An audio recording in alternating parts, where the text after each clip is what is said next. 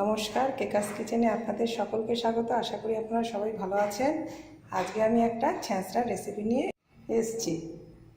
এখানে আমি নিয়েছি পেঁপে, সবচেয়ে বেশি পরিমাণে নিয়েছি পেঁপে, তার থেকে একটু কম নিয়েছি পটল, এরমভাবে দু টুকরো করে নিয়েছি পটল। নিয়েছি গাজর, আমি একটা বড় সাইজের গাজর নিয়েছি। আর নিয়েছি কুমড়ো, এরকম বড় বড় 6 টুকরো করে নিয়েছি।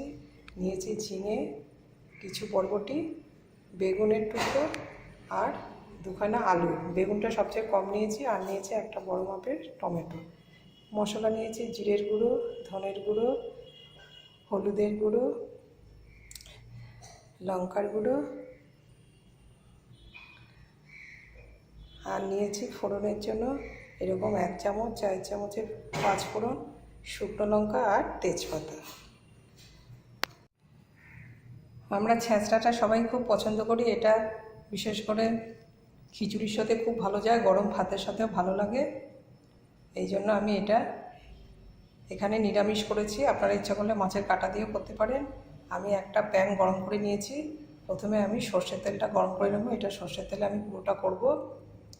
আমি এখানে সর্ষের তেলটা গরম করে নিচ্ছি। মনে হচ্ছে আরেকটু তেল লাগবে, আমি আরেকটু সর্ষের তেল দিয়ে দিলাম। এবার আমি প্রথমে ফোড়নটা দিয়ে নিচ্ছি। একটা শুকনো লঙ্কাকে 2 টুকরো করে দিলাম একটা তেজপাতাকে 2 টুকরো করে, আর দিয়ে দেব 5 ফোড়ন। এবার একটু মশলাটা ভাজা ভাজা হলে, একটু স্মেল বেরোলে আমি এর মধ্যে প্রথমে বড়িটা ভেজে নেব। কালারটা চেঞ্জ হয়ে গেছে 5 ফোড়নের, আমি এর মধ্যেই বড়িটা দিয়ে দিলাম। এবার আমি বড়িটা একটু লালচে করে ভেজে নিচ্ছি। আপনারা চাইলে আরও বড়ি দিতে পারেন, সেটা আপনাদের ইচ্ছে।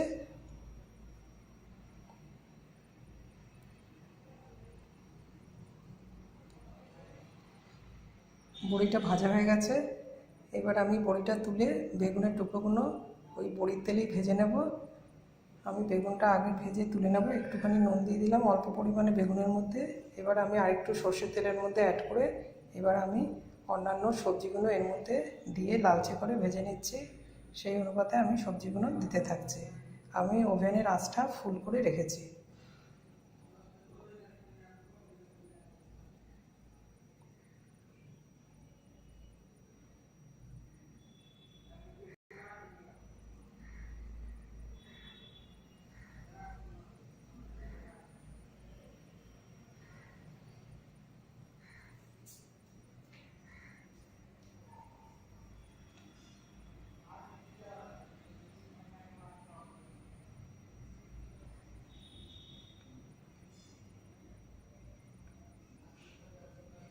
বেশ লালচে লালচে ভাজা হয়ে গেছে।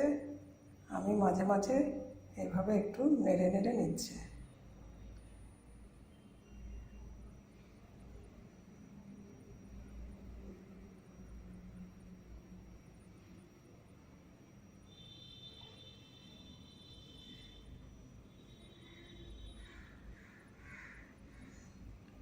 আমি প্রথমে হলুদের গুঁড়োটা দিয়ে দিলাম। এটা খুব ভালো মতো মিশিয়ে নেব।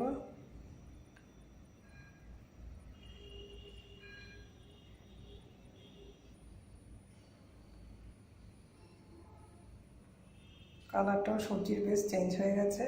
আমি 7-8 মিনিট ভেজে নিয়েছি। এবার আমি এর মধ্যে আদা বাটা দিয়ে দিচ্ছি। আবারও ভালো মতো দিয়ে দিলাম নুন।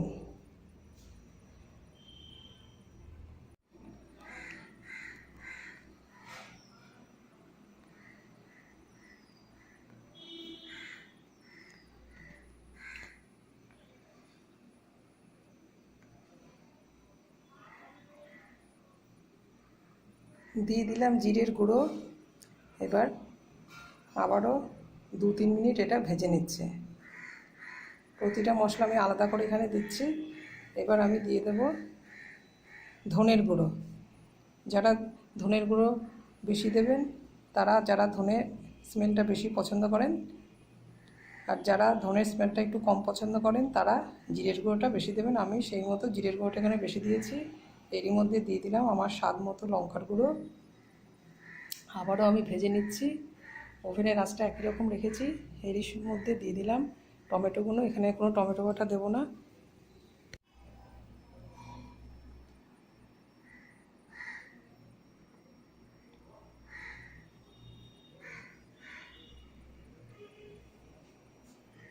দিয়ে দিলাম স্বাদ মতো চিনি।